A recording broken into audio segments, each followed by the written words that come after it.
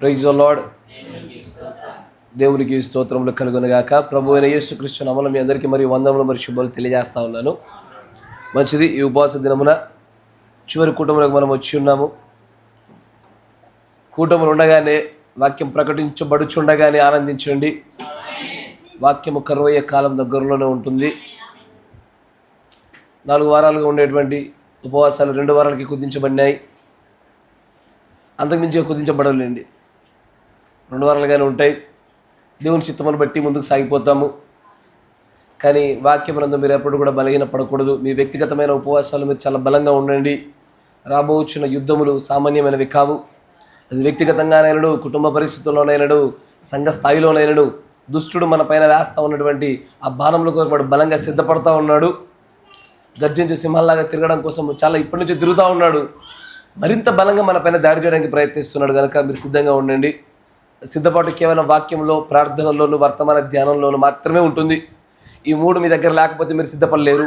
ఒక బలహీనత మరలా మనల్ని తాకుతూ ఇదివరకు ఒకప్పుడు చేసిన కార్యాలను మరలా మనం తీసుకెళ్తున్నాడు. దానికి గల కారణము అయితే ప్రార్థన తగ్గుండాలా, వాక్య ధ్యానం తగ్గుండాలా, లేకపోతే వర్తమాన జ్ఞానం తగ్గుండాలా.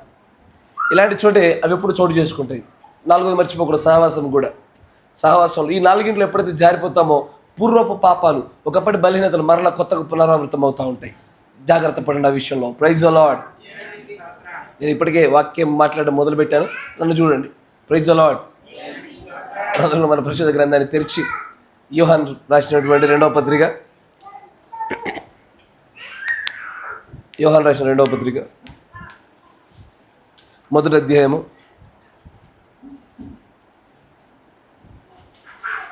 7వ వచనం నుంచి చూద్దాం.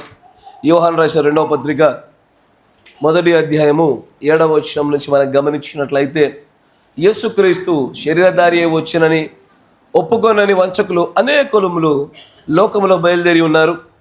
అట్టివాడే వంచకుడును క్రీస్తు విరోధినై ఉన్నాడు. మేము మీ మధ్యను నెరవేర్చిన కార్యములను చెడగొట్టుకొనక మీ పూర్ణ ఫలము పొందినట్లు జాగ్రత్తగా చూసుకొనుడు.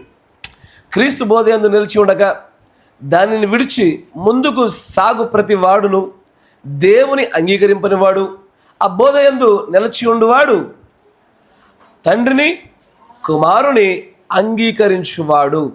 ఎవడైనను ఈ బోధను తేక మీ యొద్దకు వచ్చినట్ల వారిని మీ ఇంటికి చేర్చుకోవద్దు. శుభమని వానితో చెప్పనవద్దు. శుభమని వానితో చెప్పువాడు వాని దుష్ట క్రియలలో పాలివాడగును. దేవునికి స్తోత్రములు కలుగునుగాక. మీరు చోటి తలలో చోటి కళ్ళు మూసుకొని చిన్న ప్రార్థన చేసుకుందాం. కరిగర పూర్ణుడా, సర్వశక్తి సంపన్నుడా, ప్రభువా, ఈ లేఖనంలో ప్రభువా మేము నిజంగా నిత్య జీవం ఉందని మేము పూర్ణంగా నమ్ముచున్నాం. ప్రభువా, ఈ లేఖనములే మమ్మల్ని సిద్ధపరిచేవని, ఈ లేఖనములే ఒక దినమున మమ్మల్ని తండ్రి నీ ఎదుట నిలబెట్టేవని, ఈ లేఖనములలోనే మాకు కావలసిన ఆహారం దాచిపెట్టబడి ఉన్నదని మేము నమ్ముతున్నాము. కనుక ప్రభువా, మా నమ్మికను బట్టి, నీ యొక్క నడిపింపును బట్టి, నీ ఆత్మ యొక్క అభిషేకమును బట్టి ఈ సమయంలో, ఈ గడిలో మీరు మాతో మాట్లాడండి. మమ్మల్ని దర్శించండి. మాకు కావలసినటువంటి మెలకువలను, సూచనలను, కట్టడలను, హెచ్చరికలను మాకు దయచేయమని ప్రభా, ఈ యొక్క వాతావరణం అంతటిని నీ యొక్క తండ్రి ప్రభా నీ దయగల స్థలకు అప్పచెప్పుకొనుచు ప్రభు అయిన యేసుక్రీస్తు నామములో ప్రార్థన చేయుచున్నాము. ఆమేన్, ఆమేన్. Praise the lord. దేవునికి స్తోత్రములు కలుగునుగాక. ఇక్కడ చదవబడిన లేఖనాన్ని మీరు గమనించినట్లయితే, ఈ లోకంలోనికి అనేకమైనటువంటి ప్రజలు బయలువెళ్ళి ఉన్నారు. ఒక్కొక్కరు ఒక్కొక్క రకమైనటువంటి అభిప్రాయాలను కలిగి ఉన్నారు. ప్రతి మానవుడు ఒకే రకమైన అభిప్రాయాన్ని కలిగి ఉండడం అనేది అసాధ్యం ఈ భూలోకం అంతటా. ఒక్కొక్కరు ఒక్కొక్క అభిప్రాయాన్ని కలిగి ఉండడం అనేది మనం చూస్తూ ఉంటాం. ఒక్కొక్కరు ఒక్కొక్క విశ్వాసంలో ఉంటారు, ఒక్కొక్కరు ఒక్కొక్క గుంపులో ఉంటారు, ఒక్కొక్కరు ఒక్కొక్క ఉద్దేశంలో ఉంటారు, ఒక్కొక్కరు ఒక్కొక్క మార్గంలో ఉంటారు. కానీ ఖచ్చితమైనటువంటి దేవుని యొక్క లేఖనం సెలవిచ్చుచున్నటువంటి మాట ఏంటంటే, ఎవడైనా సరే యేసుక్రీస్తు గనక శరీరధారి అయి వచ్చాడు అని ఒప్పుకోలేదు అనుకో, నా మాట జాగ్రత్తగా వినండి. యేసుక్రీస్తు శరీరధారి అంటే, అక్కడ యేసుక్రీస్తు అంటే దాని అర్థం ఏంటంటే, దేవుడు శరీరధారి అయి వచ్చాడు. భగవంతుడు, ఈ సర్వ సృష్టిని సృష్టించినటువంటి ఆత్మస్వరూపి అయినటువంటి ఆయన శరీరధారిగా వచ్చి ఉన్నాడు అన్న మాటను గనక ఎవడైతే నమ్మడో అలాంటి వారిని బైబిల్ వంచకులు, క్రీస్తు విరోధులని సెలవిస్తూ ఉంది. అన్యుడెవడు కూడా దేవుడు శరీరధారి ఏ వచ్చాడంటే నమ్ముతాడా? నమ్మడు. యెహోవా సాక్షులు కూడా యేసుక్రీస్తు శరీరధారి ఏ వచ్చాడు, దేవుడు శరీరధారి ఏ వచ్చాడంటే నమ్ముతాడా? నమ్మరు. ముస్లిం సహోదరులు కూడా సర్వోన్నతమైనటువంటి ఆ దేవుడు అల్లా అని పిలువబడుతున్నటువంటి ఆయన శరీరధారి అయి భూమి మీదకి వచ్చాడు అంటే వాళ్ళు నమ్ముతారా? నమ్మరు.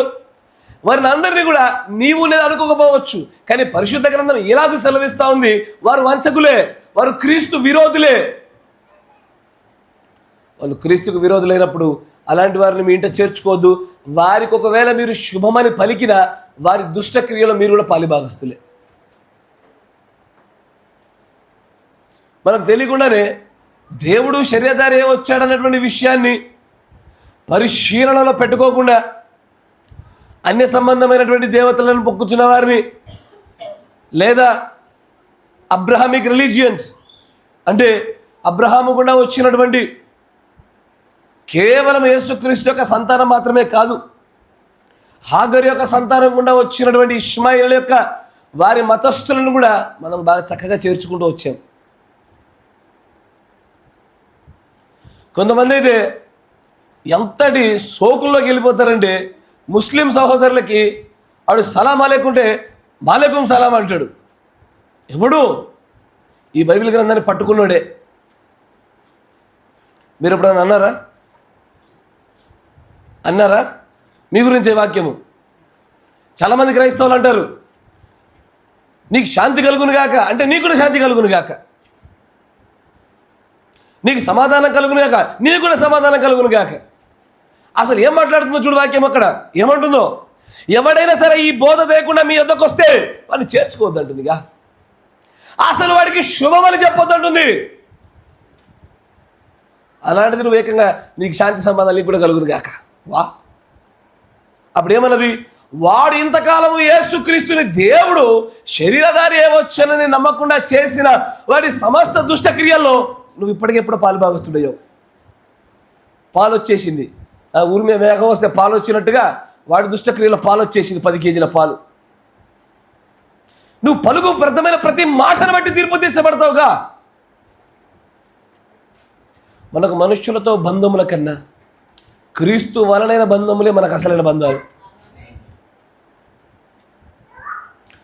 యేసుక్రీస్తు దేవుడు శరీరధారి అని చెప్పి నమ్మని ప్రతి ఒక్కని ఇంట్లో చేర్చుకోకూడదయ్యా. అలాంటి వారికి శుభాలు ఎట్లా చెప్తారు మీరు? యోహాను రాస్తున్న మాటను గమనించండి. అక్కడ అంటాడు, క్రీస్తు బోధ ఎందుకు నిలిచి ఉండక దానిని విడిచి ముందుకు సాగు ప్రతి వాడును దేవుని అంగీకరింపని వాడు. ఇలాంటి బోధలో ఉన్నవాడే దేవుని అంగీకరించిన వాడు, దేవుని బోధలో నిలిచిన వాడు. అలాంటి వారిని కాకుండా ఎవరిని పడితే వారి ఇంటికి చేర్చుకొని, ఎవరికి పడితే వాడికి ఆతిథ్యాలు చేసి, ఎవరికి పడితే వాళ్ళకు శుభామని చెప్పి వారి దుష్టక్రియల్లో పాలిభాగస్వామ్యం కాలేదా? కాదు బ్రదర్. మరి ఆ ముస్లిం సహోదరులు లేదా అన్య సహోదరులు, అన్య సంబంధమైన ప్రజలు వారు ఎంతగానో ప్రేమపూర్వకంగా వస్తున్నారుగా, ప్రేమపూర్వకంగా మమ్మల్ని చేర్చుకుంటున్నారుగా, ప్రేమపూర్వకంగా ఆతిథ్యాలు ఇస్తున్నారుగా. దుష్టుడు ఎప్పుడు ప్రేమలో చూపిస్తాడు.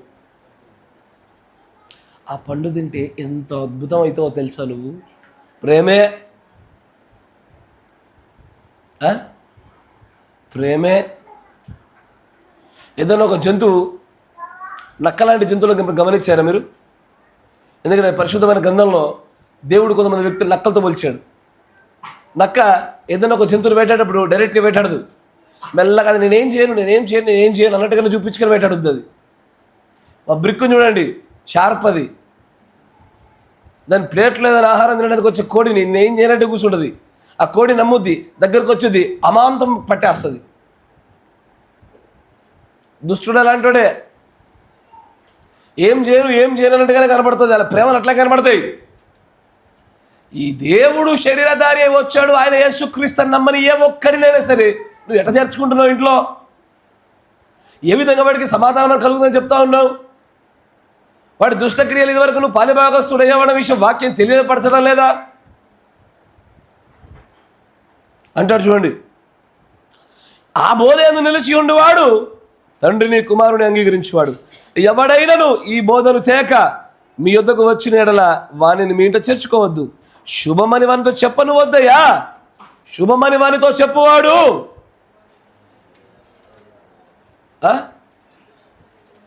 అందరితో మీరు కలిసి ఉండండి. నేను మనుషులతో తెగదెంపులు చేసుకోమని చెప్పను, కానీ ఇంట చేర్చుకునే అంత సహవాసాలు అక్కర్లే. ఓ నమస్తే సలీమోయ్, ఇంట పెట్టుకొని వాని కీరు తాగు, నీ కీరు వానికి పెట్టు, వాడు దుష్టక్రియలు నువ్వు, నీ దుష్టక్రియలు వాడు పలపంపులకు తాగుర్రి. ఏమి కదా స్వీట్ ఉంటుంది బ్రదర్. రంజాన్ సమయంలో వాళ్ళు చేసే కీరులు మామూలుగా ఉండవు అసలు. హిందుత్వ బంధువులు ఉన్నారా? వాళ్ళు ఎవరైనా సరే సర్వశక్తిమంతులకు దేవుడు శరీరధారి వచ్చాడని నమ్ముచున్నటువంటి బంధువులే మీకు ఉన్నారా? నా మాట మంచిగా వింటున్నారా? సర్వశక్తిమంతుడకు దేవుడు శరీరధారి వచ్చాననేటువంటి బోధన తీసుకొచ్చే వాళ్ళే మీ బంధువులా? వాళ్ళే మీ ఇంట చేరుతున్నారా? లేని ఎడల నువ్వు అవునన్నా కాదన్నా వారి దుష్టక్రియల్లో నీ భాగం నీకు ఇదివరకు మూట కట్టబడుతూనే ఉన్నది. దేవుడి వాక్యం చెప్తున్న మాట నీకు చెప్తా ఉన్నా నేను. అందుకే అంటాడు, అయ్యా నా మాట జాగ్రత్త. అక్కడ గమనించండి, క్రీస్తు బోధ యందు నిలిచి ఉండక అంటూ అక్కడ 9వ వచనంలో అంటాడు ఏమని? The doctrine of Christ. క్రీస్తు సిద్ధాంతం అనే వర్తమానం మనం ముందు కొనసాగిస్తూ ఉన్నాము. ఒక భాగంలో కొంత మనం పరిచయ భాగాన్ని చూసాము, పరిచయంలోనే కొంతమే చూసాము. దేవుడు మనం నడిపిస్తున్న కొంత ముందుకు సాగిపోదాం.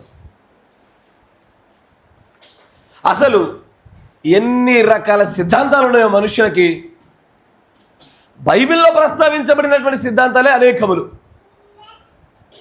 అప్పటికే యేసు ప్రభు వారు రాకమునిపే చాలా సిద్ధాంతాలు ఈ లోకంలోకి ప్రబలి ఉన్నాయి. అలాంటి సిద్ధాంతాలను గురించి మాట్లాడుతూ దేవుడు అంటాడు, సిద్ధాంతాలు అనేకముగా ఉన్నవి కదా, కానీ మీరు ఏ సిద్ధాంతం ఏమై ఉన్నదో మీరు పరీక్షించాలి కదా. అందుకే అంటాడు యోహాను సువార్త 7వ అధ్యాయం 17వ వచనం, ఎవడైనను ఆయన చిత్తము చొప్పున చేయ నిశ్చయించిన ఎడల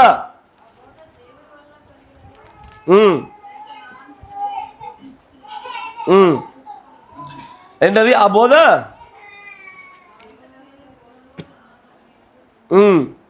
ఇంగ్లీష్లో చూడండి ఏమంటాడు, if any man will do his will he shall know of doctrine. దేవుని చిత్తాన్ని ఒకడు చేయాలనుకుంటే వాడు ఆయన సిద్ధాంతాన్ని, ఆయన డాక్ట్రిన్ కూడా తెలుసుకోవాలి. నా మాట వింటున్నారా? తెలుగు బైబిల్ సరిగ్గానే ఉంది కానీ దాని పదాల కూర్పు కొంచెం మనకి అర్థం కాదు. ఇంగ్లీష్లో అంటాడు, ఇఫ్ ఎనీ మ్యాన్, ఏ మనుషుడైనా wants to do his will, ఆయన చిత్తాన్ని చేయాలనుకుంటే he must know the doctrine of his. ఆయన సిద్ధాంతం ఏదో కనుక్కో, ఆ సిద్ధాంతం ఏంటో తెలుసుకో. తెలియకుండా ఆ సిద్ధాంతం గురించి అవగాహన లేకుండా ఏది పెడితే అది ముందుకు కొనసాగడానికి క్రైస్తవుడు కుదరదు. ఎందుకంటే ఆ సిద్ధాంతంలోనే ఆయన చిత్తం దాగి ఉంది. ఆయన సిద్ధాంతం ఏమై ఉన్నదో ఆయన చిత్తం అదే అయి ఉన్నది. సిద్ధాంతం ఎరిగి పాటించుట, ఆయన చిత్తం నెరవేర్చుట. ప్రభువా అన్న ప్రతివాడు పరలోకంలో చేరడు, కానీ ప్రభువు చిత్తము నెరవేర్చువాడే పరలోక రాజ్యంలో అంటే ఇప్పుడు మనం చెప్పుకోబోచున్న ఈ సిద్ధాంతము పరలోక రాజ్యాన్ని చేర్చుటకు మార్గం చూపించుతున్నది. ప్రభు అనేవాడు ప్రార్థనలు చేయవాడు, ఉపవాసాలు చేయవాడు, తన జీవితంలో సర్వస్వాన్ని అర్పించినవాడు కాదయ్యా పరలోక రాజ్యంలో చేరేది. తండ్రి చిత్తము చొప్పున నడుచువాడే రాజ్యంలో చేరతాడు. ఆ తండ్రి చిత్తం ఎలా ఉంటుంది నీకు ఎలా తెలుస్తుంది? తండ్రి చిత్తము నేను అడుగుతా, తండ్రి చిత్తం ఏంటయ్యా? ఒక్క మాటలు ఎవడు చెప్పగలుగుతాడు? ఆయన సిద్ధాంతం ఏమై ఉన్నదో ఆ సిద్ధాంతమే ఆ చిత్తమై ఉన్నది. ఆ సిద్ధాంతంలో అనేకమైన భాగాలు ఉన్నాయి. మీకు ఇదివరకు చెప్పా, సిద్ధాంతం అంటే ఖచ్చితంగా తప్పక నడవవలసినటువంటి సూచన కట్టడమే సిద్ధాంతములు. ఆమేన్. అందుకే అంటాడు మన తిమోతి రాసిన పత్రిక 2 తిమోతి 4:2, కొంచెం వేగవంతంగా నాతో పాటు కలిసి ప్రయాణం చేయండి. దుష్ట సంబంధమైన పురుగులు వచ్చే లోపల మనం మాట్లాడుకోవాలి అధికంగా. ఆ డోర్ కొంచెం నా దయచేసి చెప్తా ఉన్నాను నేను. ఆ డోర్ మళ్ళీ తీశారనుకోండి నేను పురుగులో వస్తే ఆపేస్తా. డోర్ మూసేయండి. 2 తిమోతి 4:2, వాక్యమును ప్రకటించుము, సమయమందును అసమయమందును ప్రయాసపడుము. సంపూర్ణమైనటువంటి దీర్ఘశాంతముతో ఖండించుము, బుద్ధి చెప్పుము.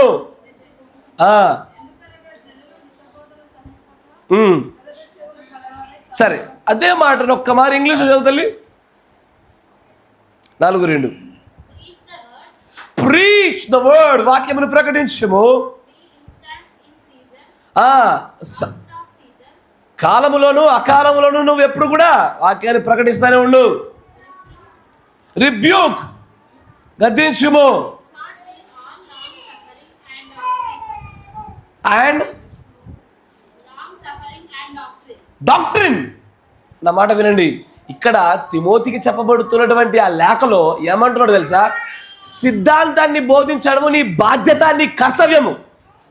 ఏ సంఘమైనా సరే, ఏ కాపరైనా సరే, వారి యొక్క సిద్ధాంతముల విషయములో నిఖచ్చితమైన స్పష్టత కలిగి ఉండాలి. ఇది దేవుడి యొక్క ఆజ్ఞ కట్టడ.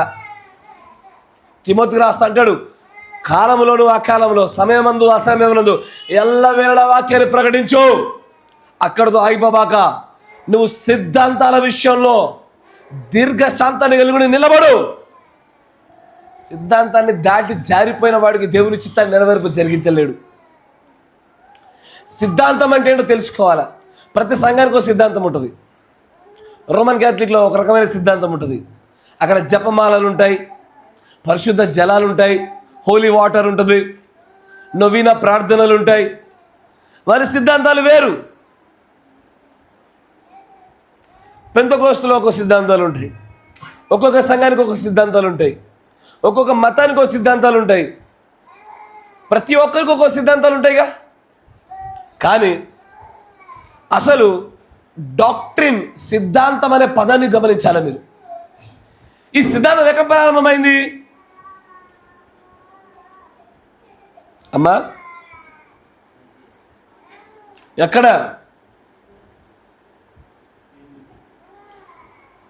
ఏదేనికంటే మునిపే సిద్ధాంతం ఉంది. యెహోవా దగ్గరే సిద్ధాంతం దాగి ఉంది. ద్వితీయోపదేశకాండం 32వ అధ్యాయం.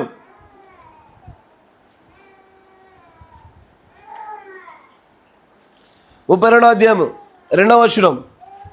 ఇంగ్లీష్ చదవతల్లి, తెలుగులో చదవండి. మొదటిగా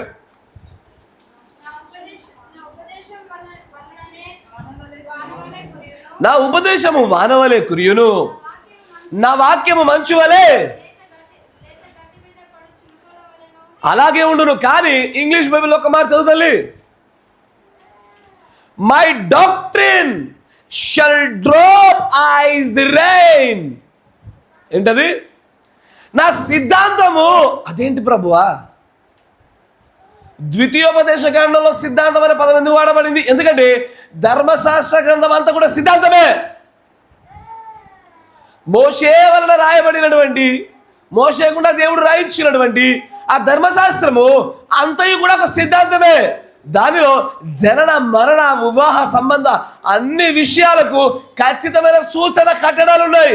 వస్త్రాల కట్టడాలు ఉన్నాయి, వివాహాల కట్టడాలు ఉన్నాయి, చేరిక గల కట్టడాలు ఉన్నాయి, తీసివేల కట్టడాలు ఉన్నాయి, చంపడాన్ని కట్టడాలు ఉన్నాయి. ప్రతిదానికి కట్టడాలు ఉన్నాయి. ఆ కట్టడాలు ఉన్నాయి కనుక దాన్ని ఏమంటున్నాడు ఆయన? నా సిద్ధాంతము వానవలే కురియును, లేదా గడ్డిపై మొలిచేటువంటి ఆ మంచు వలె నేలను తడుపును. మీ అందరికీ బాగా సుపరిచితమైన వాక్యం యెషయా గ్రంథము 28వ అధ్యాయం 9వ వచనం. యెషయా గ్రంథము 28వ అధ్యాయం 9వ వచనం. తెలుగులో చదవండి మొదటిగా. 28:9. యెషయా 28:9. వాడు ఎవరికి విద్య నేర్పును? ఎవడికి? ఎవడికి? వర్తమానము. ఈ పదం బాగా ఫేమస్ కదా, మనకి బాగా క్లోజ్ కదా. వర్తమానం అంటేనే గుండెకి తాకేదా కదా. Yes or no? ఆమేన్. ఇంగ్లీష్లో చదువుతాను ఒకసారి. whom shall he teach the knowledge? ఎవడికి జ్ఞానాన్ని నేర్పుతాడు వాడు? and whom shall he make to understand doctrine? అరే, అంటే వర్తమానం వర్తమానం వర్తమానం అంటే నువ్వు ఏమనుకుంటున్నావు? అసలు నీ నోట నువ్వు వర్తమానం అని పలుకుతున్న ప్రతిసారి నువ్వేం చెప్తున్నావు తెలుసా? సిద్ధాంతం అని చెప్తున్నావు. ఒక పాట ఉంటుంది, ఏమని? ప్రేమ తప్ప వేరే చట్టం లేదు, బైబిల్ తప్ప వేరే గ్రంథం లేదు, ప్రేమ తప్ప వేరే చట్టం లేదు మాకు.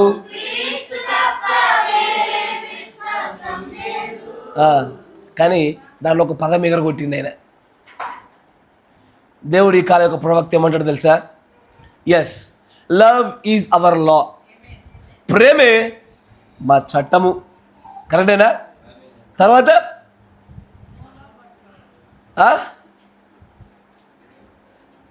ఏంది గట్టి చదువుతుంది, నో లా బట్ లవ్. అంటే ధర్మశాస్త్రం ఏమీ లేదు, చట్టం ఏమీ లేదు, ప్రేమే మా చట్టము. నో, ఏ సిద్ధాంతం లేదు, క్రీస్తే మా సిద్ధాంతము. ఏ పుస్తకము లేదు, బైబిలే మా పుస్తకము. కరెక్టేనా? అంతేనా కదా? కానీ సిద్ధాంత విషయంలో చూడండి, క్రీస్తు సిద్ధాంతము. మీరు వింటున్నారా? ఆయన ఏమన్నాడు అక్కడ? No creed but Christ is our creed. ఇప్పుడు మనం చదువుతున్నటువంటి వర్తమానం అదే, క్రీస్తు సిద్ధాంతమే, వేరే సిద్ధాంతాలతో మనకు సంబంధం లే. కానీ ఈ సిద్ధాంతం యొక్క ప్రాధాన్యత తెలుసుకోండి. అసలు వర్తమానము అసలు ఈ సమాచారం ఎవడు నమ్మెను? ఈ హోవాబాహు ఎవడికి బయలుపరచబడిను? ఈ జ్ఞానం ఎవడికి బయలుపరచబడతా ఉంది? ఈ వర్తమానం ఎవడు అంగీకరిస్తా ఉన్నాడు అన్న ప్రతి చోట గుర్తుంచుకోండి, క్రీస్తు సిద్ధాంతాన్ని గురించి మాట్లాడుతూ ఉన్నాడు ఆయన. ఈ 7వ సంఘకాలానికి ఒక వర్తమానికుడు వచ్చి ఆయన ఈ బైబిల్ గ్రంథంలో అనేక విషయాలు చెప్తా ఉన్నాడంటే ఏం చెప్తా ఉన్నాడయ్యా? గలిబిలి చేస్తూ ఉన్నటువంటి అనేకమైన సిద్ధాంతాలలో క్రీస్తు సిద్ధాంతాన్ని చూపించాడు ఆయన. Praise the Lord. అందుకే ద్వితీయోపదేశ కాండంలోనే సిద్ధాంతం అనే పదాలు వాడబడ్డాయి, కానీ తర్జమాలలో అట్లా కనబడదా. యెషయా గ్రంథంలో కూడా సిద్ధాంతాల గురించి మాట్లాడాడు. ఆ ధర్మశాస్త్రం అంతటిని కూడా సిద్ధాంతంగా చెప్పాడు. కానీ ఈ రోజున మన సిద్ధాంతం వేరు. ఆ రోజున ధర్మశాస్త్రం వారి సిద్ధాంతాలు, కానీ ఈ రోజున మనకు క్రీస్తే మన సిద్ధాంతము. ఆ క్రీస్తు సిద్ధాంతాలు కనుక్కోవాలా. అందుకే యోహాను సువార్త 7వ అధ్యాయం 16వ వచనం, కొంచెం వేగవంతంగా నాతో పాటు. అందుకు యేసు, నేను చేయు బోధ. ఎవరి బోధ అంట? అంటే తండ్రి బోధ. తండ్రి బోధ నుంచి ఏమవుతుంది? ఇది క్రీస్తు బోధగా మారింది. క్రీస్తు బోధ నుంచి ఏమవుతుంది? అపోస్తల కార్యములు కొంచెం వేగంగా, అపోస్తల కార్యం 2:32.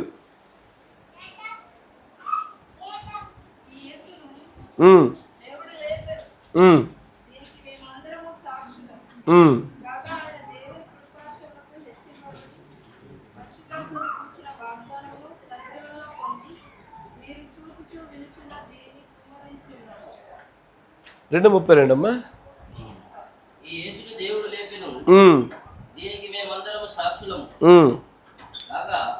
ఆయన దేవుని కుడి పార్శ్వమునకు హెచ్చింపబడి పరిశుద్ధాత్మను గురించిన వాగ్దానమును తండ్రి వలన పొంది మీరు చూచుచూ వినుచున్న దీనిని కుమ్మరించి ఉన్నాడు. గమనించండి, ఈ అపోస్తలుల బోధ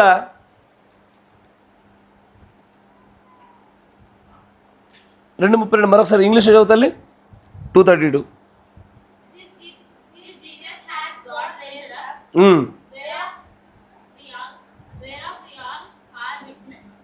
Therefore, being by the right hand of God exalted, and having received of the Father the promise of the Holy Ghost, he hath shed forth this, which ye now see and hear. For David is not ascended into the heavens, but the said himself, the Lord said unto my Lord, sit thou on my right hand. 42 చదువుతాలి. 2:42. And they continued steadfastly in the apostles' doctrine. 32 నేను తప్పు చెప్పాను, 42 రాసుకోండి. అపోస్తలుల కార్యం 2:42లో ఉంటుంది ఆ వాక్యం మాట. ఏమంటుంది?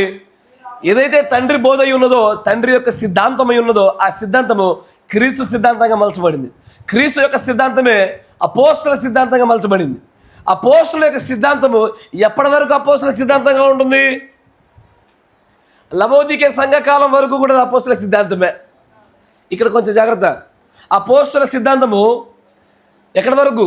లవోదికే సంఘకాలం వరకు కూడా అపోస్తల సిద్ధాంతంగానే ఉంటుంది. కానీ ఇప్పుడు చూడండి, ఒక వర్తమానం తీయండి నాతో పాటు. 63-0321 63-0321 దానిలో 291 పేరా. కొంచెం వేగవంతంగా నాతో పాటు కలిసి ప్రయాణించండి ప్లీజ్. 63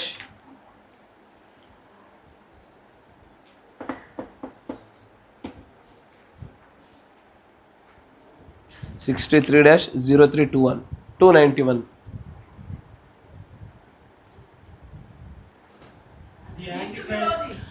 ది యాంటీ క్రైస్ట్, క్రీస్తు విరోధి. తెలియజేయమ్మా ఫస్ట్ చూద్దాం. ఆగండి. There is a word which is used very spectacular. ఒక పదం వాడబడి చూసారా? ఏంటది? క్రీస్తు విరోధి వధువు యొక్క సిద్ధాంతాన్ని. వధువు సిద్ధాంతమా? ఎందుకు వధువు సిద్ధాంతం అంటున్నాను గమనించండి అయ్యా, నా మాట వినండి. ఈ 4 సిద్ధాంతముల యొక్క స్థాయిలు కూడా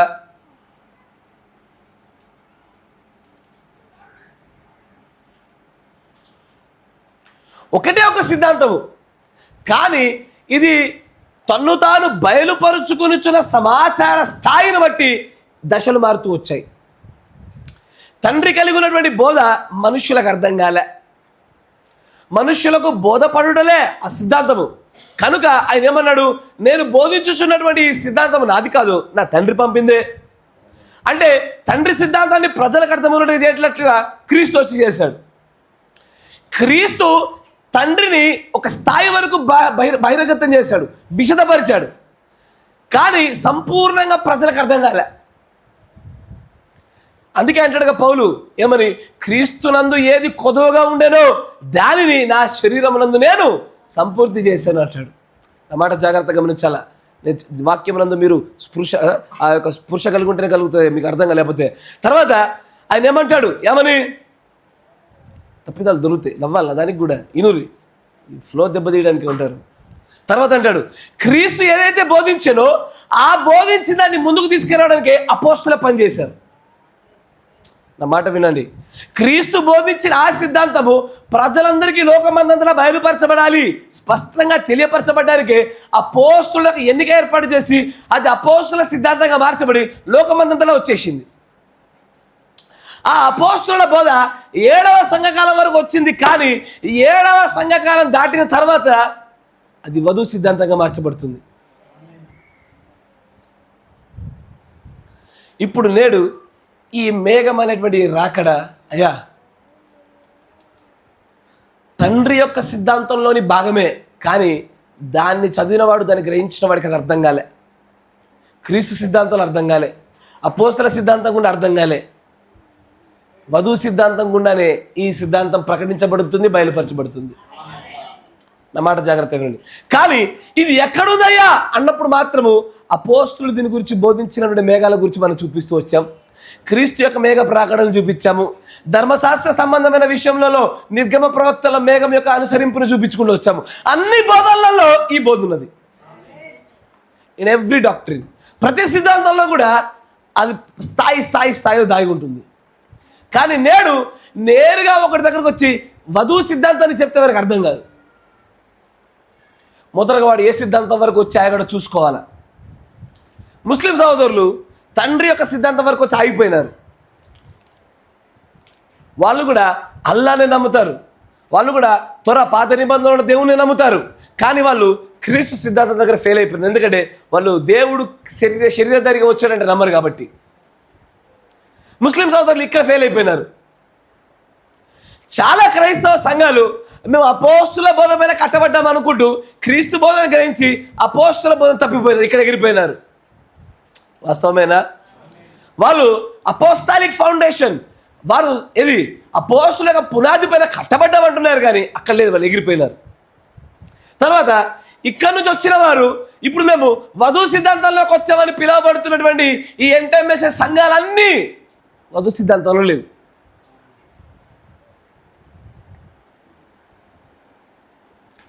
నా మాట అర్థమైందా? ఇప్పుడు ఈ వధు సిద్ధాంతంలో ఎవరెవరు ఉన్నారు? ఎంటైమ్ఎస్ఎస్ మొత్తం వధు సిద్ధాంతంలో ఉన్నాం అనుకుంటున్నారు, బట్ దే ఆర్ నాట్. సంఘాలన్నీ అపోస్తుల బోధనలో ఉన్నామనుకుంటున్నారు, బట్ దే ఆర్ నాట్. ఆ సిద్ధాంతం తెలియపరచబడాలా.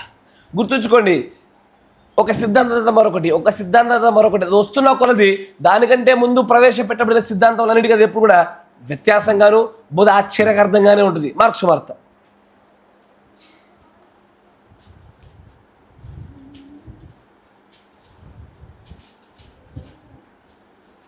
1వ అధ్యాయం 27వ వచనం. కొంచెం వేగవంతంగా రండి ప్లీజ్, వేగవంతంగా. అందరూ విస్మయం ఉంది. ఇదేమిటో కొత్త బోధ. ఇంగ్లీష్లో చూడమ్మా, సేమ్ కరెక్ట్, తెలుగులో కరెక్టే ఉందని ఇంగ్లీష్లో ఒకసారి చూడండి.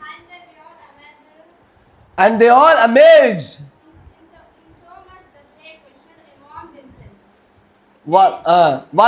వాళ్ళు ప్రశ్నించుకోండి, వాళ్ళు ఆశ్చర్యపడుతున్నారు.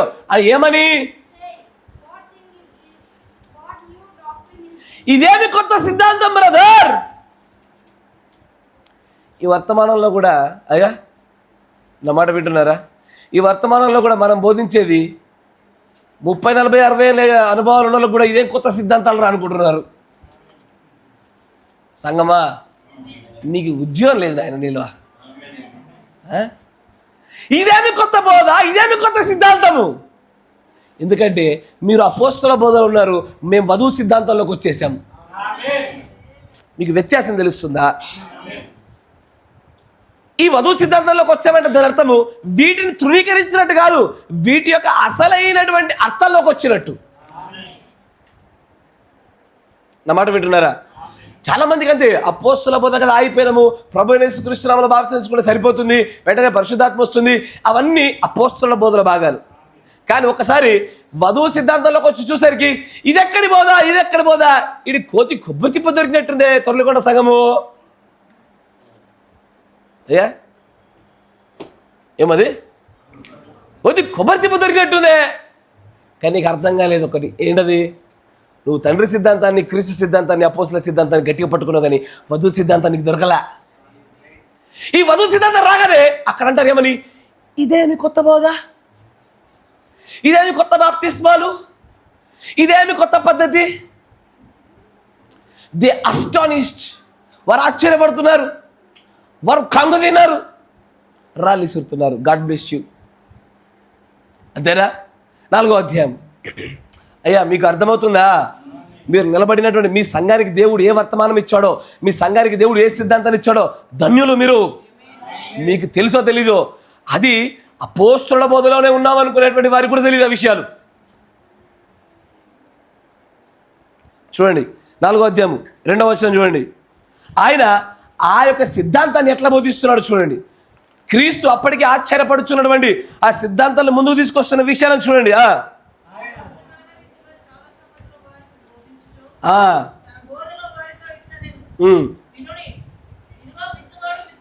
చాలు జస్ట్ నార్మల్ ఒక చిన్న ఉదాహరణ కావాలి దాంట్లో నుంచి, అంతే. అని అంటాడు ఆయన. ఇంగ్లీష్లో చూడదే మాటను.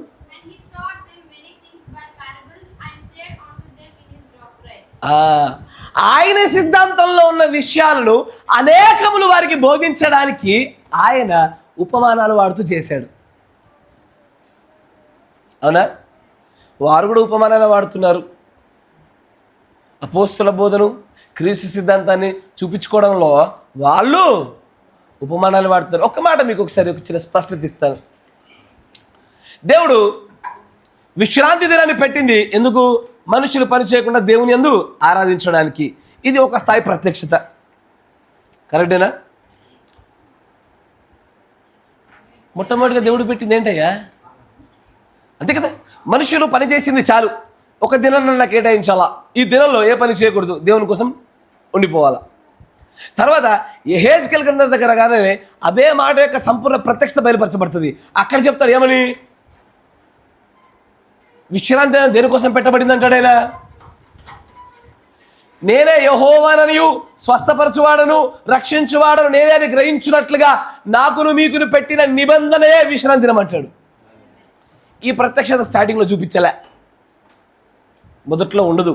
అట్లాగే ఏ ప్రత్యక్షత అయినా సరే తండ్రి దగ్గర ఉన్నప్పటికీ క్రీస్తు దగ్గర అపోస్తులు దగ్గర ఈ వధువు యొక్క సిద్ధాంతంలోకి వచ్చేసరికి స్థాయి దాటేసరికి దేవుడు పెట్టాలనుకున్న ప్రతి విషయం యొక్క సంపూర్ణమైన సమాచారం బయటకు వచ్చేస్తుంది. ప్రతి విషయాన్ని గురించి నేను మరలా చెప్తున్నా, వస్త్రాధారణ మొదలుకొని ప్రార్థన వరకు అసలు సమస్తం బయలుపరచబడుతుంది. మీరు వింటున్నారా? ప్రార్థనలో మనకు బయలుపరచమల్లే. అపోస్తుల బోధన ఆచరించి 18 ఏళ్ళు బతుకుతున్నప్పుడు కంటే ఈ వధువు సిద్ధాంతంలోకి వచ్చేసరికి ప్రార్థన విషయాలు దేవుడి యొక్క ఆజ్ఞాపూరితమైన విషయాలు బయటపడ్డాయా? ఉపవాస విషయాలు ఆజ్ఞాపూరితమైన విషయాలు బయటపడ్డాయా? ఇక్కడ ఉన్నప్పుడు మీరు చేయలే, ఇది రాగానే మీకు అర్థమవుతుంది ఏమని, దాని విషయంలో కలిగి ఉన్న సంపూర్ణమైన స్పష్టత ప్రత్యక్షత బయలుపడింది. ఇక్కడ ఉన్నప్పుడు మీకు బోధపడదు. అది ఇక్కడ ఉన్నప్పుడు ఏమంటాడు ఆయన, పెళ్లి కుమారుడు ఇంట ఉండగా ఉపవాసం ఎందుకు అంటే నువ్వు ఇంకా ఏ సిద్ధాంతంలో ఉన్నావు అంటే నీకు ఇంకా అపోస్తుల వరకు బయలుపరచబడినటువంటి స్పష్టత రాలే, ప్రత్యక్షత రాలే. ఇదే రాకపోతే ఇది ఎప్పుడు వస్తుందయ్యా? ఇది రావాలంటే నీకు 1200 వర్తమానాలు చదవాలిగా, 200 150 చేస్తే సరిపోదు, అంతేనా? ఇది రావాలంటే నీకు ఎట్లా తెలుస్తుంది? ఆ సిద్ధాంతాలు ఎట్లా బయలుపరచబడతాయి? ఇచ్చేస్తారు బాప్తిసాలు ఇచ్చేస్తారు. God bless you. అందుకే అడుగుతున్నా నేను, ఇవన్నీ ఈ పులిపీఠాలుగా నేను వాళ్ళ పులిపీఠాలుగా వాళ్ళు మాట్లాడతారు తప్ప ఎదురు బుదురు కూర్చొని మాట్లాడమంటే ముందు రారు. ఒకరు వచ్చి కూర్చున్నప్పుడు ఇంతకంటే లోతైన విషయాలు చూపించి చెప్తా నేను. మనం నిల్చున్నటువంటి స్థానం లేఖన ప్రకారం ఎంత సత్యమైనదో చాలామందికి తెలీదు. నేను ఇప్పటికీ చెప్తున్నా, నేటికి మీరు అనేకుల బాప్తిసాలు చెల్లవు. నేను చెప్పబడినటువంటి కారణాలు ఏవైతే లేఖన ప్రకారం చూపించినో ఆ కారణాలు ఉన్న వాటి అని ఎవరైనా సరే అంత ఎందుకయ్యా బాప్తిజం గురించి అవగాహన లేకుండా నా నుంచి తీసుకున్నా సరే అది కూడా చెల్లదు. ఇది నేనా మరొక పాస్టరా అట్లాంటిది ఏమీ లేదు. అవగాహన లేకపోకుండా తీసుకుంటే ఏది చెల్లదు. ఆమేన్, ప్రైజ్ ది లార్డ్. కానీ సిద్ధాంతాల గురించి అవగాహన కలగడం లే. అందుకే తిమోతి రాసిన పత్రికలో అంటాడు, సిద్ధాంతాన్ని బోధించు తిమోతి. నువ్వు సిద్ధాంతాన్ని పట్టుకోవాలా. Doctrine, preach the doctrine. వాక్యం ఒకటే ప్రకటించడం కాదు, డాక్ట్రిన్స్ కావాలా. మీరు వింటున్నారా? మాకు ఈ మధ్యలో ఒక సంఘం కనబడిందిలే. ఆ సంఘము సువార్త సంఘాలు చాలా చక్కగా చేస్తాయి. ఎంత అద్భుతమైన సువార్త చేస్తాయంటే వాళ్ళ తర్వాతే సువార్త సభలు పెట్టాలంటే ఈ వర్తమానంలో. కానీ సిద్ధాంతం లేదు ఆ సంఘానికి, ఓ ఖచ్చితమైన హద్దు లేదు దానికి. ఇంకో 10 మందిని చేర్చుకోవడానికి ఇంకొంచెం గుండె పెంచుతారు తప్ప సిద్ధాంతం లేదు దానికి, ఓ హద్దు లేదు దానికి. కానీ ప్రవక్త ఏమన్నాడు? దేవుడు ప్రవక్త కూడా మాట్లాడినప్పుడు చేసేది మాట ఏంటిది? A church without a doctrine is a jellyfish. వెన్నుముక లేని చేప అది, ఎటు పడతాడు వంగుద్ది అది. నేను వచ్చి ఒక మాట్లాడానుకో, నువ్వే కరెక్ట్ అంటాడు. ఇంకోటి నువ్వే కరెక్ట్ అంటాడు. తాళి కట్టచ్చుగా బ్రదర్ అంటే నువ్వే కరెక్ట్ అంటాడు. లేదు ఉంగరం పెట్టచ్చు, నువ్వే కరెక్ట్. ఉంగరం వద్దు, నువ్వే కరెక్ట్. ఇక దానికి ఓ పొద్దు ఉండదు దానికి, ఓ సిద్ధాంతం ఉండదు, పాడుండదు. అది ఎట్టు కాకుండా జారిపోతూనే ఉంటుంది ఆ సిద్ధాంత విషయంలో. కానీ క్రీస్తు సిద్ధాంతం ఏందో కనిపెట్టి పట్టుకోవాలయ్యా. దాంట్లోనే పరలోక రాజ్యం యొక్క తాళంచెలు దాచిపెట్టి, ఎందుకంటే అది తండ్రి చిత్తం అయి ఉన్నది. తండ్రి చిత్తము చేయడం అంటేనే క్రీస్తు సిద్ధాంతాన్ని కనుగొని దాన్నే పట్టుకొని నడవడమే. మీరు నా మాట వింటున్నారా? జాగ్రత్త. మరొక లేఖనాన్ని చూపిస్తాను చూడండి.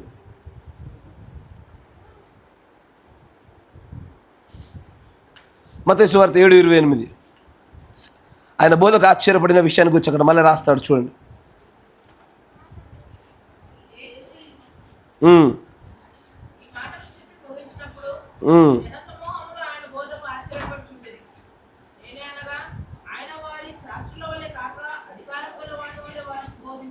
చాలు. అక్కడ క్రీస్తు బోధిస్తున్న సిద్ధాంతం ఎలా ఉందంటే ఇంగ్లీష్లో చదవచ్చని చదువుతామ్మా.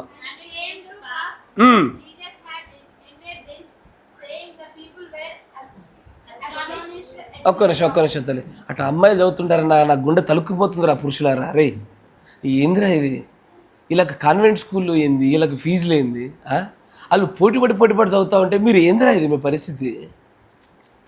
నాకే బాధ వేస్తుంది, మీ తల్లిదండ్రులకి ఎట్లా బాధ అనిపిస్తుందో. ఫీజు కట్టి రాలేగా, అప్పుడప్పుడు చెరదీసి కొన్ని నేర్పిద్దామని కూడా నాకే బాధ అనిపిస్తుంది నిజంగానే. నా అంతరంగానే దేవుడు చూస్తున్నాడు కాబట్టి. ఏం చదువుతున్నారా మీరు అసలు?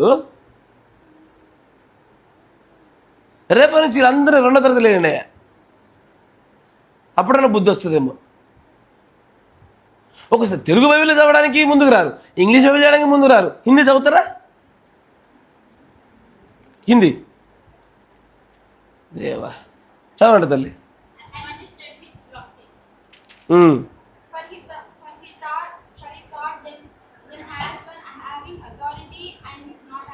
ఆయన బోధ ఎట్లా ఉందో చెప్పనా, ఎంత అధికారంతో బోధిస్తున్నాడంటే ఆ అధికారాన్ని చూస్తుంటే 18 ఏళ్ళ మా పాస్టర్ ఎప్పుడు ఇట్లా ఇంతగానో తెచ్చుకుంటా బోధించలేదే.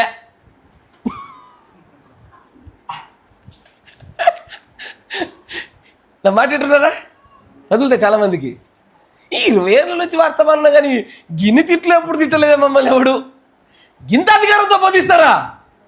ఎస్, ఆ కాలానికి ఇవ్వబడిన సిద్ధాంతం వస్తే అధికారంతోనే బోధించాలా. నన్ను తీసుకొచ్చి మీరు అపోస్తుల బోధించమన్నారు అనుకోండి, నేను మెతకనే బోధిస్తా. ఎందుకంటే అది అంతే, అది అవుట్డేటెడ్. అంటే అది సుస్పష్టము కాని విషయాలు, ఇంకా తెరవబడిన విషయాలలోనే, అంతేనా కదా. దానియేలు గ్రంథం 12వ అధ్యాయం ప్రకారంగా ప్రవక్త యొక్క కదా 7వ దూతలో సమస్తం బయలుపరచబడడానికంటే ముందు చెప్పబడిన విషయాలలో అన్ని సుస్పష్టంగా కనబడవు. దాని గురించి నేను ఏమని బోధించాలి మీకు? మెతకగా బోధిస్తా, ఇవన్నీ మెతకగా బోధిస్తా. కానీ ఈ కాలానికి ఇవ్వబడే ప్రత్యక్షత పట్టుకొని వచ్చాక నేను ఇంకా మెతకేముంది? ఇప్పుడు అన్ని ఆన్సర్లు తెలిసినోడు టీచర్కి భయపడ్డాడు. ఏం తెలియనోడే వృత్తిగా లెక్క. ఏదైనా ప్రశ్న అడుగురి వాడు అంటే నువ్వు అనుకోవాలి ఆలోచిస్తున్నట్టుగా, ఆలోచిస్తున్నానేమోనని. ఏం లేదు, ఉత్తదే అది ఖాళీ డబ్బా. మా వృత్తికి మా శమగారు అడిగావు అనుకో, డిటెక్టివ్ అడుగుతున్నాడు నువ్వు అంటున్నాడు. డిటెక్టివ్ అయిపోతే ఎట్లా డాడీ అంటే మనం. కానీ నువ్వు అప్ టు డేట్ ఉన్నావు అనుకో, ఏ టీచర్కి భయపడవు. వాడు ఎంత షార్ప్ అయినా, ఎంత ఫస్ట్ వాడైనా మన ధైర్యం అదే. ఈ వర్తమానంలో చెప్పబడినటువంటి ఈ వధువు యొక్క సిద్ధాంత రూపంగా బయలుపరచబడిన ప్రత్యక్షతలు పట్టుకున్నాక ఈ పైన ఎవరికి భయపడాల్సిన అవసరం లే, ఎవరికి భయపడాల్సిన అక్కర్లే. అందరినీ ప్రేమించాలి. మళ్ళీ ఈ మాట జాగ్రత్త అయ్యా, నేను ఖచ్చితంగా పట్టుకున్న సిద్ధాంతం అది. ఎందుకంటే బైబిల్లో ఉన్న మాట అది. తప్పు చేస్తుంటే గద్దించండి, వ్యతిరేకించండి, వారికి ఎదురుగా మాట్లాడండి, కానీ ప్రేమల్లో మాత్రం వెనకాలకూడదు. ప్రేమిస్తూనే ఉండాలా, గౌరవిస్తూనే ఉండాలా, మన కృతజ్ఞత కలిగి ఉండాలా. ఆ విషయంలో మాత్రం మనం వెనకాలకూడదు. అది జారిపోయినామంటే మన ఆత్మ మారిపోయినట్టు. అట్ట కాదు, ప్రేమించాలా, గౌరవించాలా. మనం ఎప్పుడు కూడా వాళ్ళ యోగక్షేమాలు కోరుకుంటూనే ఉండాలా ఈ సిద్ధాంతంలో ఉన్న వారికి. కానీ వర్తమాన విషయంలో మాత్రం ఎక్కడ కూడా అంటాడు కదా ఆమోస్ గ్రంథంలో, ఇద్దరు సమ్మతింపకుండా కూడి నడుతురా. ఇద్దరు కూడి నడవాలంటే అది ఇద్దరు సంఘస్థులైనా, ఇద్దరు పాస్టర్లైనా, 2 సంఘాలైనా సరే సమ్మతించకుండా కూడి ఎట్లా నడుస్తారయ్యా? సమ్మతించాలిగా సిద్ధాంతాలలో, అంతేనా కదా. సమ్మతించిన తర్వాతే కూడి నడిచేటువంటి విధానము కనబడుతూ ఉంటుంది. ఇక్కడ బ్రహ్మ గారు కూడా ఒక విషయం చెప్తారు చూడు. దేవుడు 65-1125 కొంచెం వేగవంతంగా చేయండి.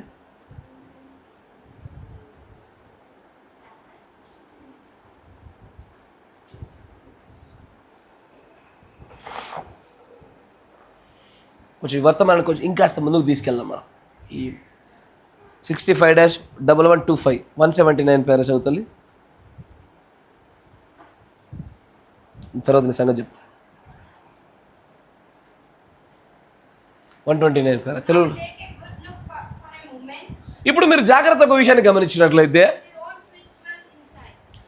ఆత్మ సంబంధమైనటువంటి ఆ లోపల విషయాలు చూడగలిగేటువంటి కోణం కూడా చూసే ప్రయత్నం చేయండి.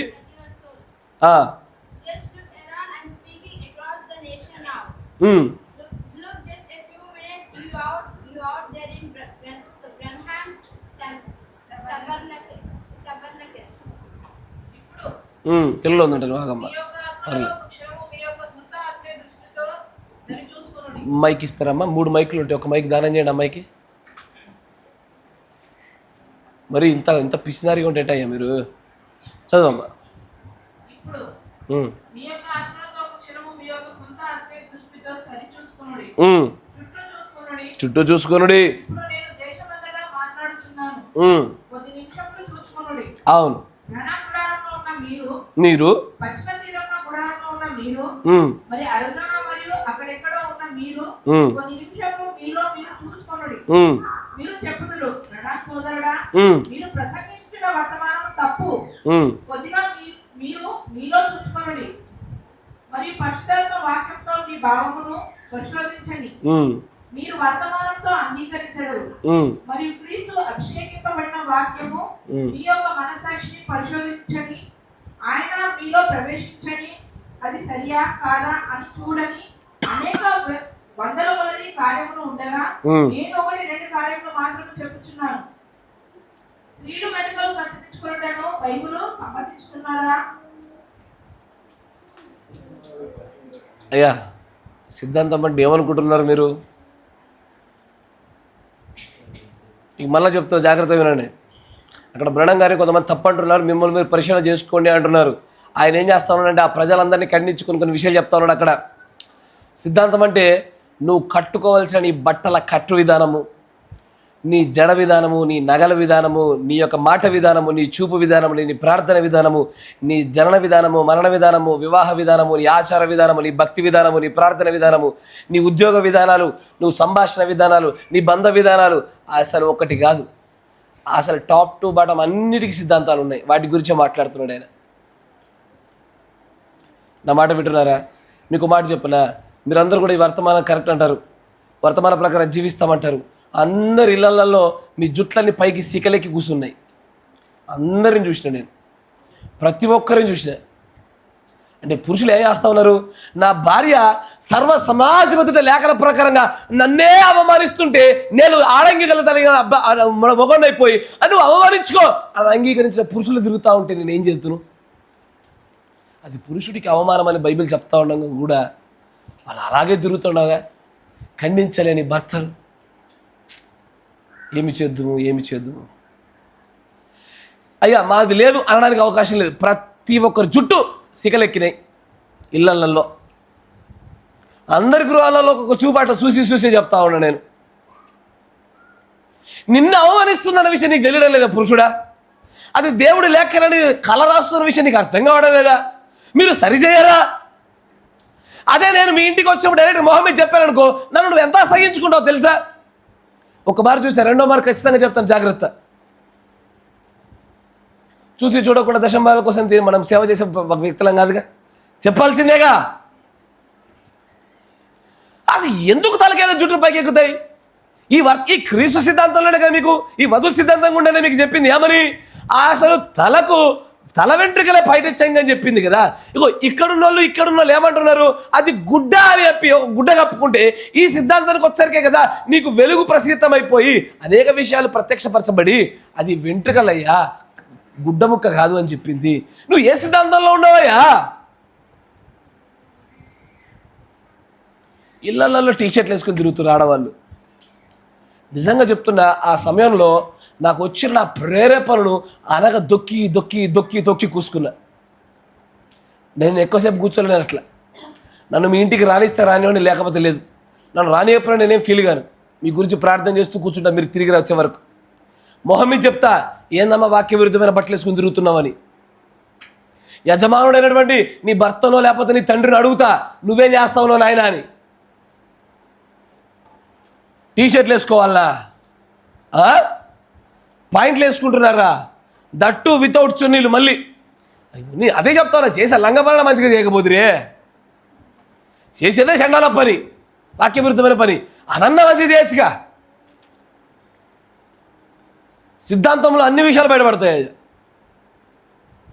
అసలు ఈ సిద్ధాంతాన్ని దాటి ఎవడు తండ్రి చిత్తాన్ని నెరవేర్పు జరిగించలేడు, పరలోక రాజ్యానికి రాలేడు. ఎంతమంది జుట్ల గురించి చెప్పి నేను జుట్టు ఇన్స్పెక్టర్ అనేట్టుంది నాకు. అసలు జుట్టు ఇన్స్పెక్టర్ ఉంటారు చూసినా, ట్రాఫిక్ కానిస్టేబుల్ లెక్క వాడు ట్రాఫిక్ దాటితే టుర్రని ఊదినట్టు ఇక జుట్టు కనడం వల్ల బుర్రని ఊదాలి కావచ్చు, ఒక పీక పెట్టుకుంటే ఇక నేను నోట్లే. ఏమొచ్చిన తలకైనప్ప మా జుట్లతోని.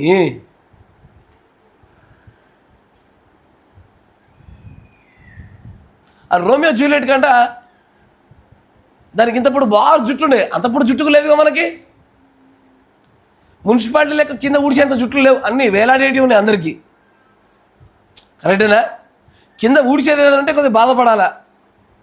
దేవుని దాన్ని బయట అందరికీ చిన్న చిన్న జుట్లే ఇచ్చినాడు, మంచిగా వాడుకోండమ్మా వాక్య ప్రకారంగా.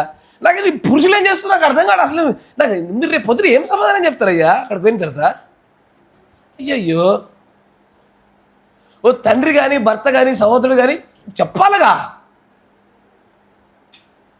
ఆ జుట్లు పైకి ఎక్కుతుండే, వద్దురా తల్లి అది వాక్య విరుద్ధంలో అన్నా, వద్దమ్మా అట్లా చేయకమ్మా అని ప్రేమపూర్వకంగా చెప్పండి అయ్యా. ఎందుకని మీరు వాక్యంలో మీరు తప్పిపోయి నీ కుటుంబాన్ని తప్పిపోయి చేసి ఎక్కడికి వెళ్తారు లాస్ట్కి? ఇవన్నీ క్రీస్తు సిద్ధాంతంలో భాగమని మీకు తెలీదా? ఆయన జుట్టు గురించి ఎత్తాడా లేదు అక్కడ? అనేకులు ఆయన ఖండిస్తున్నారు అక్కడ. ఆయన చేస్తున్న బోధల్ని, ఆయన డాక్టర్ని తప్పని ఖండిస్తున్న వాళ్ళకి సమాధానం చెప్తున్నాడు. ఏమని? జుట్టు కత్తిరించుకోవడం బైబిల్లో తప్పని చెప్పడం లేదా? అది కప్పుకోవాలని చెప్పడం లేదా? సిద్ధాంతాలే మాట్లాడుతున్నాడు ఆయన అక్కడ.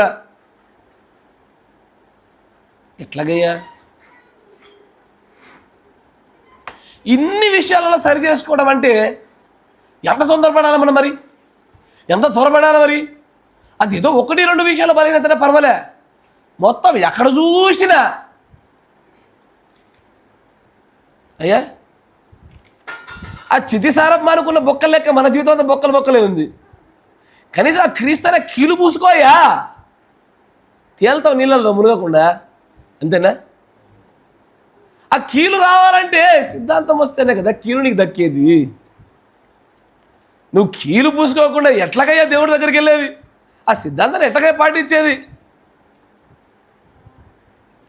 ఆ పుట్టినరోజు చేస్తారు, అయ్యో మీకు ఈ సిద్ధాంతాలు అన్నీ చూపిస్తా, అసలు క్రీస్తు సిద్ధాంతం అంటే ఇది తండ్రి చిత్తము, ఇది చేస్తే అక్కడికి వస్తారు లేకపోతే రారు అని చూపించిన తర్వాత మీ చెయ్యి మీద ఎత్తిమే పెట్టాడైతే నా పనిగా. పాటించేవారు వస్తారు, పాటించిన వారు మిగిలిపోతారు. ఒక రోజున రొమ్ము కొట్టుకుంటాయో, పనులు కోరుకుంటాయో, ఇవన్నీ కనబడుతూ ఉంటాయి. జాగ్రత్త. బైబిల్ అనేకమైన సిద్ధాంతాలు ఉన్నాయ్యా, చాలా సిద్ధాంతాలు ఉన్నాయి. అన్ని సిద్ధాంతాల మధ్యలో ఈయన సిద్ధాంతాలు రాగానే ఆశ్చర్యాన్ని కలగజేసింది. బైబిల్లో ఉన్న సిద్ధాంతాలు వరుస పెట్టి ఒక్కొక్కసారి జాతపడండి, చూడండి త్వరగా. మత్తయి సువార్త 15వ అధ్యాయం 9వ వచనం.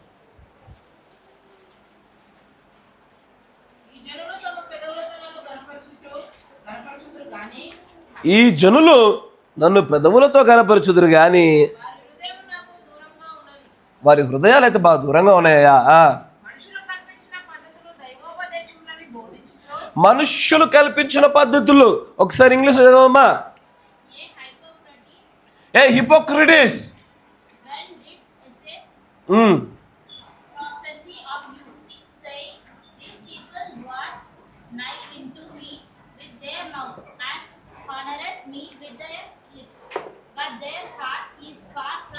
వారి హృదయం నాకు బహు దూరంగా ఉన్నది.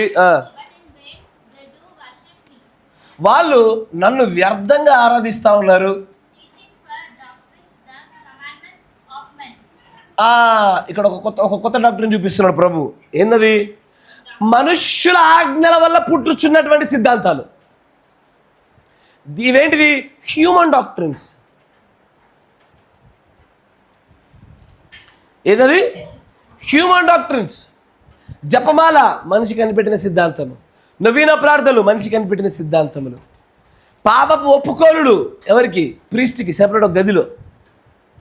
December 25 Easter day.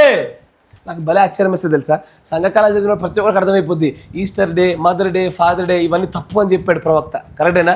చెప్పి ఆయన ఈ వర్తమానంలో మదర్ డే అని చెప్పి వర్తమానాలు చెప్పారు చాలామంది. ఈస్టర్ డే అనేది ఒకటి ఉంది, కానీ ఏ రోజో తెలియదుగా. కరెక్టేనా? డేట్ తప్పుగా. కానీ లోకమంతా ఎప్పుడు ఈస్టర్ చేసుకుంటుందో అప్పుడే వీళ్ళు ఈస్టర్ చేస్తారు. నా మాట మంచిగా వినండి, క్రీస్తు సిద్ధాంతాన్ని గట్టిగా పట్టుకోండి. క్రిస్మస్ అనేటువంటిది లేదు. It's a pagan worship. అంటూ ఈ వర్తమానంలోకి వచ్చినటువంటి వాళ్ళు ఏం చేశారంటే, ఆ రోజున మేము క్రిస్మస్ జరుపుకోవడం లేదు కానీ ఆరాధన జరుపుకుంటున్నాం బ్రదర్ అంటూ వాళ్ళు ఆరాధన చేశారు. ప్రవక్త ముద్రలలో చెప్పినటువంటి మత్తయి సువార్త 24వ అధ్యాయం 1వ వచనం లేఖ నెరవేర్పు సమయాన్ని బట్టి కొలిస్తే నిజంగా ఈస్టర్ డే కానీ ఇప్పుడు వీళ్ళు చేస్తున్న ఈస్టర్ డేకి రెండింటికి డేట్లు చాలా పొంతన లేకుండా వేరువేరుగా ఉంటున్నవి. అయినా సరే ప్రపంచమంతా ఈస్టర్ డే అన్న రోజు వీళ్ళు ఈస్టర్ డే అని చెప్పి స్పెషల్ మెసేజ్ చెప్పారు ఈ వర్తమానంలో.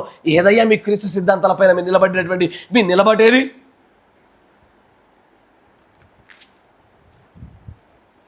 ఆ డేట్లు తప్పు అని చెప్పి వామ్మో అయ్యో మొర్రని ఒర్రారే. మీరు అదే రోజు వర్తమానం చెప్పుకుంటూ మీరు ఆరాధన పెట్టారుగా, వారికి మీకు వ్యత్యాసమేంది?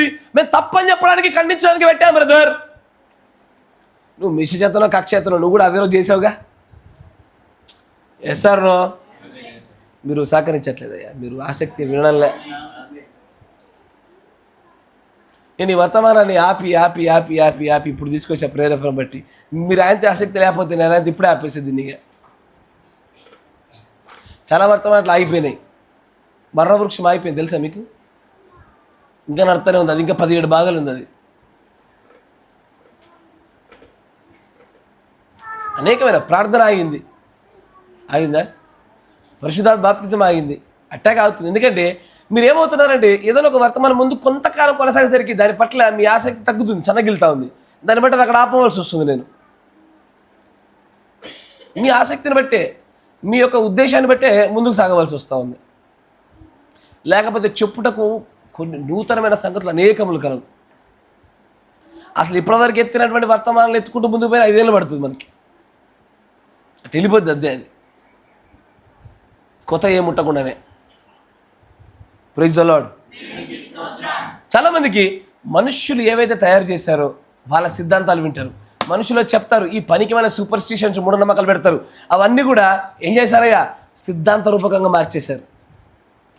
ఏమని? సేవకులు చెప్పే మాటలు వాస్తుంటుంది అంటాడు. ఎక్కడ సిద్ధాంతం అయ్యా? బైబిల్లో ఉంటుంది ఎక్కడో చోటు ఉంటుంది.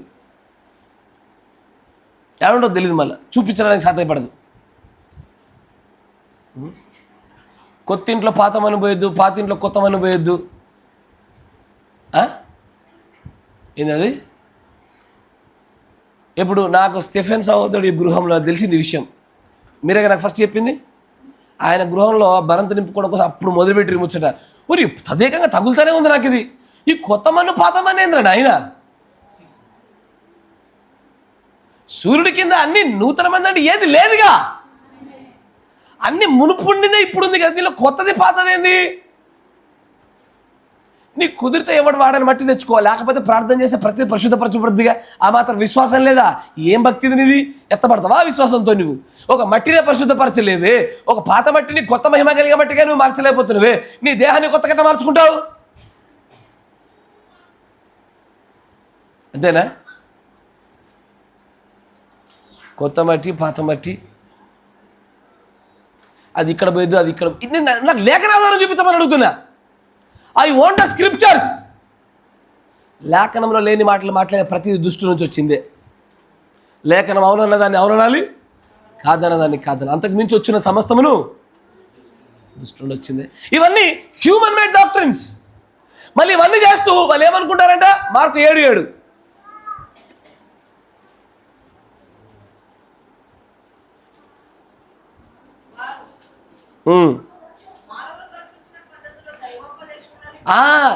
ఇది తయారు చేసిందేమో మనిషి. ఈ ఉద్దేశాలు, ఈ సిద్ధాంతాలు, ఈ డాక్టర్స్ తయారు చేసిన మనిషి. కానీ ఏం చెప్తాడు? దేవుడు చెప్తుండు బ్రదర్ ఇట్లా అంటారు. మళ్ళా మనుష్యులు కల్పించిన పద్ధతులను దైవోపదేశాలు, దేవుని ఉపదేశాలయ్యా, దేవుడి సిద్ధాంతం ఇదే అని వ్యర్థంగా నన్ను ఆరాధిస్తారు అంటున్నాడు. నేను కొట్టవుతల పడేసాడు. దేవుడు ఏం చెప్పాడు? అసలు ఒక మనుష్యుని అపవిత్రపరిచేది వాడి నుంచి బయటకు వచ్చేది మన అపవిత్రపరుస్తుంది. కానీ వాడి లోనికి పోయేది కానీ, నువ్వు నివసించేది కానీ, నీ తొక్కలో మన్ను, నీ రాయి, నీ రప్ప, నీ రసము ఏది కూడా నిన్ను అపవిత్రపరచదు. నువ్వు దాన్ని అపవిత్రపరుస్తావు. కరెక్టేనా? అబ్రహాం ఎక్కడ అడుగు పెడితే అక్కడ అది పరిశుద్ధపరచబడింది. ఒక శాపగ్రస్తుడు ఎక్కడుంటే అదంతా శాపగ్రస్తమైనటువంటిదే. నువ్వు ఆశీర్వదించబడితే నీ మన్ను, నీ రాయి, నీ గృహము, నీ పొలము, నీ పశువు, నీ పాడి పంట, చేను అన్నీ ఆశీర్వదించబడతాయి. ఎందుకంటే మనిషి చేసిన తప్పును బట్టి సృష్టి ఎలాగనే శిక్షించబడిందో, మనిషి ఆశీర్వదించబడితే సృష్టి అలాగనే బాగు చేయబడుతుంది. ఇక్కడ నేను శిక్షించబడతాను, కానీ సృష్టి మాత్రము ఆశీర్వదించబడింది కావాలంట. నీకు చెప్తున్నా చూడు, ఎవడు తొక్కని మన్ను తీసుకొచ్చి నీకు ఇచ్చినా సరే నీ పైన దేవుడు అనుగ్రహం లేకపోతే అది కూడా ఆశీర్వదించబడదు, అది కూడా శాపగ్రస్తమే. ఇక్కడ నన్ను బట్టి కదా నేను నివాసం చేస్తున్నటువంటి నా సృష్టి, నా చుట్టూ ఉన్న మట్టి, రాయి, రప్ప, చేను, పాడి, పంట, పశువు ఆశీర్వదించబడేది. నన్ను బట్టి చేయాలి అవి. ఇదేందో దాన్ని బట్టి నేనంట. మనిషి కోసం సృష్టి, ఆ సృష్టి కోసం మనిషి కాదు. ఈ మాత్రం కూడా లాజిక్ తెలియకుండా ఎట్లా పుట్టిస్తారా ఈ సిద్ధాంతాలని నాకు అర్థం కాదు. ఆశ్చర్యం వేస్తుంది. ఇది చెప్తే నమ్మేటువంటి విశ్వాసులు. గడుడు మానవతావాది అంట, హ్యూమనిస్ట్. అటు మన ఊరికి అట్లా ఫోన్ పెట్టుకుని రోడ్డు మీద తిరుగుతూ ఉంటే మూల మీద ఒక గుండెం గీసి ముగ్గుతోని దానిలో అయితే అన్నం పెట్టి, చికెన్ పెట్టి, ఓ పక్కన గ్లాసులో కళ్ళు పెట్టి, గుడ్డు పెట్టినట్ట. వాడు వీడియో తీసుకుంటా ఆ లైవ్లో పెట్టి ఏం చేసినాడు, మంచిగా చికెన్ తిని ఫ్రెష్గా ఉంది, గుడ్డు ఇప్పుడే వేడి ఉంది, ఇప్పుడే పెట్టినాడు, తిన్నాడు. దేవుడు లేడని నమ్మేటోడు కూడా భయపడతలేడు అట్లాంటి వాటికి. నువ్వెట్లా భయపడుతున్నావయ్యా? నాకు అదే ఆశ్చర్యం వేస్తూ ఉంది. దేవుడు లేడని చెప్పేసి నాస్తికుడు భయపడతలేడు అట్లాంటి వాటికి. సర్వశక్తివంతమైనటువంటి ప్రభువుని అవపోషణ పట్టుకొని ఈ క్రీస్తు యొక్క సిద్ధాంతంలో నుంచి వధువు సిద్ధాంతానికి రాబడిన మనం దేనికి భయపడాలా? దానికా? మన్నుకా?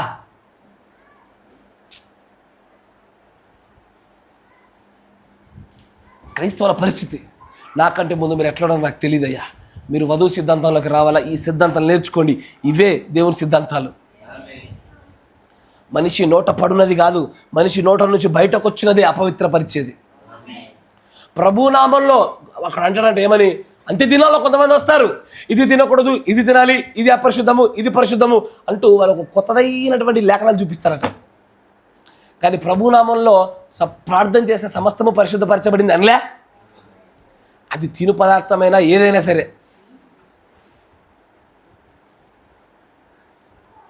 ఇజ్రాయేల్ భూమి 1947 వరకు కూడా అది శపించబడిన భూమే. 1947 తర్వాత ఏజ్కెల్ కింద 38వ అధ్యాయం ప్రకారంగా అది ఆశీర్వదించబడిన భూమిగా మార్చవలేదా? ఆ అధ్యాయాన్ని మీరు గమనిస్తే దేవుడు మొట్టమొదటిగా మనుష్యుడు పవిత్రపరిచి తర్వాత భూమిని పవిత్రపరుస్తానన్నాడు ఆయన. 38 చదవండి, 38-39 చదివితే మీకు అర్థమవుద్ది. ఫస్ట్ మనుషులు ఆశీర్వదించి తర్వాత వాళ్ళు నివసిస్తున్నటువంటి ప్రాంతాన్ని, పరిసర ప్రాంతాలని, పాడి పంటలన్నిటిని ఆశీర్వదిస్తానన్నాడు. నువ్వు ఎట్లా ఆశీర్వదించబడాలంటే నీ దగ్గరికి శపితమైనటువంటి, నీ దగ్గరికి వ్యాధిగ్రస్తమైన ఒక జంతువు వస్తే అది ఆరోగ్యవంతులు ఉన్నట్లుగా అట్లా ఆశీర్వదించబడాలి నువ్వు. ఇదేందో సృష్టిని చూసి భయపడుతున్నారే. సృష్టిని చూసి భయపడితే మనకు అన్ని జనులకు తేడా ఏంటి? వాళ్ళు అదే చేస్తూ ఉన్నారుగా. ఆకాశంలో కలమైన నక్షత్రాలు భయపడుతున్నారు. ఈరోజు ఏంటది? గ్రహణము. నీ వల్ల మాకు పట్టిందిరా గ్రహణం నాయన. ఎవడ్రా ఇవన్నీ ఎట్లా నేర్పిస్తున్నారో బాబు నువ్వు? గ్రహణం ఈరోజు బయటకు వెళ్ళొద్దు. అదే రోజు 20 సార్లు మోషన్ పెట్టాలి నీకు. అయితేనే బుద్ధి వస్తుంది నీకు. అప్పుడు దానికి బాత్రూమ్కి 20 సార్లు ఊరుకో, గ్రహణం చూడవు నువ్వు. నీకు తగ్గట్టే జరుగుద్ది. నువ్వు నీ తింగరి సిద్ధాంతాలు. గ్రహణం చూడొద్దంట. ఆ గ్రహణం చూడాలంటే జల్లెడలు పట్టుకొని చూడాలంట. దేవుని జల్లెలు ఇరుక్కుంటా ఒక రోజున. Praise the Lord. సిద్ధాంతం అంటే ఏంటో తెలీదు, దేని గురించి అవగాహన లేదు అయ్యా. అందుకే అంటాడు, ఏమన్నాడు ఆయన, చెక్ ఎవ్రీ డాక్ట్రిన్ కదా. మీరు తండ్రి సిద్ధాంతములు, తండ్రి యొక్క చిత్తములు నెరవేర్పు జరగాలంటే ప్రతి సిద్ధాంతం క్రీస్తు సిద్ధాంతమో కాదో మీరు వెతుకుడి అన్నాడు ఆయన. పరీక్షిస్తున్నారా? ప్రతిదానికి వస్తారు వచ్చి, ఇది ఇటు కట్టండి. రేపు చెప్తా చూడండి, వర్తమానం బాగుంటుంది. రేపు వస్తా, మంచి బలమైన యాంటీబయాటిక్ తీసుకొని వస్తా. జీవితాలు మార్పు చెందాలయ్యా, దైవశక్తి చేత నింపబడాలయ్యా. మన దగ్గరకు వస్తే ఇప్పుడు లోతు ఆశీర్వదించబడ్డాడు కాదు, కానీ అబ్రహాం దగ్గరకు వస్తే లోతు కూడా ఆశీర్వదించబడ్డాడు. అట్లా ఉండాలి మన ఆశీర్వాదాలు. ఒక ఎడారి భూమిని ఎన్నుకున్నాడు, ఇతనేమో ఏదేను లాంటి వనం అంట. చూడడానికి ఎట్లుందంట అది, ఏదేనులా కనబడుతున్నటువంటి సొదొమ గొమొర్రాను ఎన్నుకున్నాడు. కానీ ఇతడు ఎండిపోయిన భూమిని ఎన్నుకుంటే దాన్ని కూడా దేవుడు ఫలింపజేశాడు ఇతని కోసం. శపించబడినోడైనా సరే మన మధ్యలోకి వస్తే ఆశీర్వదించబడాలా, మార్పు చెందాల వాడు. లోతులాగా జీవిస్తారేందయ్యా, అబ్రహాం లాగా జీవించమంటే. అబ్రహాం సంతానం, లోతు సంతానం నువ్వు. మరి లోతు సంతానం ఏంది? వ్యక్తిని బట్టి, ప్రాంతాన్ని బట్టి వాడు ఆశీర్వాదాలు మారిపోతాయి. అబ్రహాంతో ఉంటే ఒక ఆశీర్వాదము, లేకపోతే ఒక ఆశీర్వాదము. అబ్రహాం సంతానమే మనం ఎక్కడుంటే అక్కడ ఆశీర్వాదం ఉండాలా. దానికి బదులుగా బోధకులు బోధిస్తుంది, అది ముట్టద్దు, ఇది ముట్టద్దు, ఇది వద్దు, అది. ఏదైనా సరే ప్రభు దగ్గర విచారణ చేసి, ప్రభు ఇది చేయమంట వద్దంటావా అని అడిగి ఆ ప్రభు దగ్గర మోకరింపజేసిన తర్వాత ఆయన ఇచ్చే సమాధానాన్ని బట్టి నడుచుకోండి అయ్యా. అదే అత్యంత పెద్దగా మనం నడుచుకోవాల్సిన పెద్ద ఆజ్ఞ. అంతకుమించి ఆజ్ఞలు లేవు. ఈ మనుషుల సిద్ధాంతాల గురించి దేవుడు అనుగ్రహిస్తున్న కొద్ది మనం ముందుకు సాగిపోదాం. మోకరించండి, ప్రార్థన చేసుకుందాం. అయ్యా, నూతనమైన గ్రహిస్తున్నారా? ఆశీర్వదించబడుతున్నారా? ఆమేన్. God bless you. మోకరించండి. మన మధ్యలో ఉన్నటువంటి సహోదరుడు నవీల్ పాల్ బ్రదర్ గారు ప్రార్థన చేస్తారు. ఆ తర్వాత స్టెఫెన్ బ్రదర్ గారు ప్రార్థన చేస్తారు క్లుప్తంగా.